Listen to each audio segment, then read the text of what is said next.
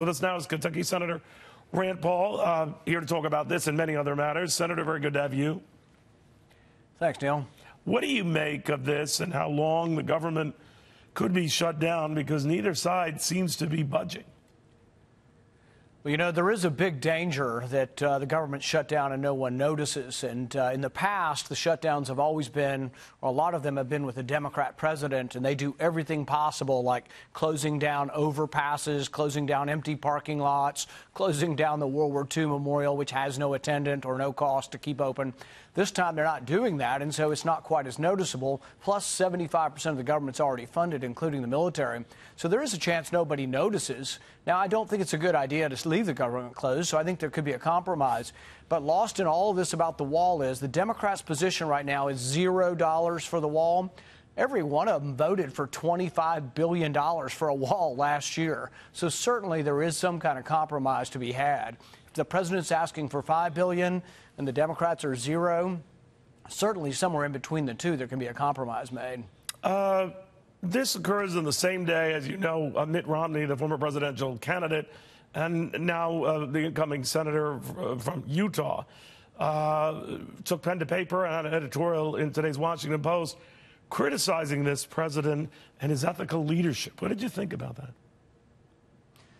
You know, I think calling the president dishonest for Senator Romney to come into the Senate, and even before he's sworn in, to call the president dishonest is not productive, and I think it's going to backfire on him. I think there's going to be a backlash from conservatives across the country who say, well, gosh, the president gave us two conservative Supreme Court leaders. The president gave us the largest tax cut in 20 or 30 years. Well, he commended those efforts. He did commend those efforts. You like that? Yeah, but then why is he out there calling the president dishonest? I think that's when you attack someone's character like that, I think that's such a low blow and so personally directed and so malevolent that it's not something like, oh, we're going to, someone's going to change their character. He's now called his character dishonest.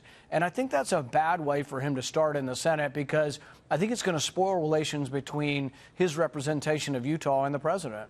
Now, you said worse things, Senator, when you were running against Mr. Trump for president. Politics is politics. I understand that. But you said, I think there is a sophomore quality about Mr. Trump, about his visceral response to attack people and their appearance, short, tall, fat, ugly. This was back in September 2015. Now, I know that was when you were running against him. But is that coming from game? That was coming from a short guy running against him in the Republican primary. No, I think things are different, and the tenor is different when you're competing for the same office in the same election. I don't say that it's not. So I had some choice words, and I still have some choice disagreements with the president on occasion.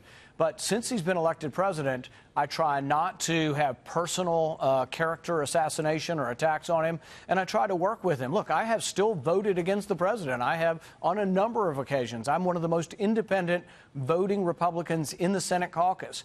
And yet I choose not to go after and try to drum up a personal attack on him, which I think is just not useful. And in some ways, it's sort of this virtue signaling. When Romney wants to tear down the president's character, he's sort of puffing himself up that he's somehow so virtuous and above What do you think he's trying to get? The reason why I mentioned it, Senator, is that John Kasich, the former Ohio governor, has challenged the president, and yourself, of course, for that nomination.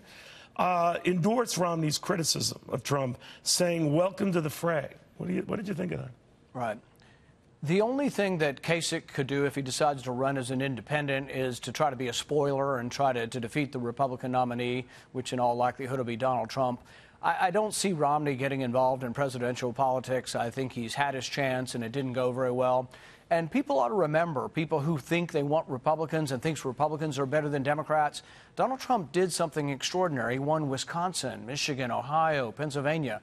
That's how he won the election, and no other Republicans have been able to duplicate that. And so we shouldn't just simply scoff at that and then people try to denigrate and bring down the president. There's a lot of good things that have happened, and that's what I try to spend my time on, are the policies. And really one of the big things that this president's going to do, hopefully, that no one's ever done in my lifetime, is declare victory in war and come home. And the establishment, including Romney, is so petrified that we could actually win a war and we could actually end a war, and that the people would be ecstatic if our troops came home. Our troops would be ecstatic if they came home. But all the money that we would say, we spend $50 billion a year in Afghanistan. Some of that money could go towards a wall. Some of that money could go towards the debt. Some of that money could go towards building bridges and roads in our country. And the foreign policy swamp, of which I would include Romney, they are just petrified that we could actually end a war. And I'm absolutely all in with the president on this. If he can end a war, he'll be a hero that all the independents will look at, as well as some Democrats, for finally being a president who ended war. Well, let me ask you then, you obviously let bygones be bygones, and a lot of the personal back and forth between you two ended maybe upon his inauguration. You had said that he is my president, he is everyone's president. Obviously, Mitt Romney doesn't feel the same way. He says he'll take on the president when it comes to issues he cares about, and commend him and compliment him when he sees things that he likes. What is it that those two haven't settled that you and the president did? Yeah, here's the problem, though, is I get along fine with the president, but I do have policy disagreements. I have not been afraid ever to challenge the president. In fact, if you look at the voting records, I am more independent than any other Republican in the Senate, but yet I keep good relations with the president because I respect the office, I respect the president, Donald Trump, and I try to work with him to try to get good things done for the country and for my state. So I don't know how it really helps anybody's cause for people to stand up there like they're holier than thou, and it's like, look at me, how virtuous I am, and I'm going to bring down the presidency by criticizing his character in front of the whole nation. It does nobody any good, and in the end, I think it's going to look petty, and I think there's going to be a backlash to this. Do you think Governor Romney, now soon to be Senator Romney, is phony? Well, I think he's always been sort of a big government Republican. I think he never liked Reagan. Back in '94 when he ran against Kennedy, he says, I wasn't a Reagan supporter, I was an independent back when Reagan was running. He also, in the 80s, was with the crowd that was worried that Reagan wasn't hawkish enough. Remember when Reagan started talking to Gorbachev when we had the beginnings of, really 30 years of decent arms control with the Soviet Union? That came from Ronald Reagan, and the hawks hated him for it. But Ronald Reagan also said, Senator, everyone should acknowledge the 11th commandment that no Republican should speak ill of other Republicans. Yeah, well, I don't know if Romney got the message, but or did the president get the message talking about other Republicans? The president dishes it out. When he gets it, he's not quiet, he's not timid, he dishes it right back, and that's just his personality. But I think the one thing about it, for everybody that wants to question the president, I don't see you doing that. I don't see you doing that. Well, you might get a little sharp, but I don't see that. I think there's plenty of people questioning that. I question him on policy when I disagree with him. He knows I've stood up to him. I have talked to him on the phone, and he says, I know where your principles are, and I know you can't move on this particular vote. And we still have a good conversation.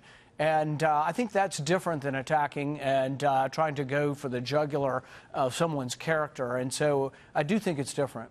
All right, so when you hear this back and forth and Mitt Romney and what he might be doing, some have said he's setting himself up for a presidential run and hoping in the meantime that the president is so politically wounded that he's ripe for the taking. Do you agree with that? I sure hope not. I think that if there were an election between Donald Trump and a primary and Romney, I think Romney would be wiped out. And people ought to think about, Republicans ought to think about whether or not sort of this big government, let's always be at war everywhere kind of Republican is what we want. Donald Trump actually won by being different kind of Republican, by being a Republican who said, you know what, we're not going to waste all of America's taxpayer dollars overseas. It's time for some of those countries to stand up, pay their fair share, and take care of their own people, and we're not going to keep paying forever.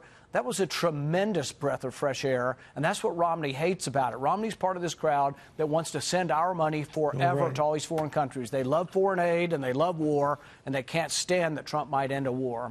All right, Senator, good catching up with you. I appreciate it. Thanks, Neil.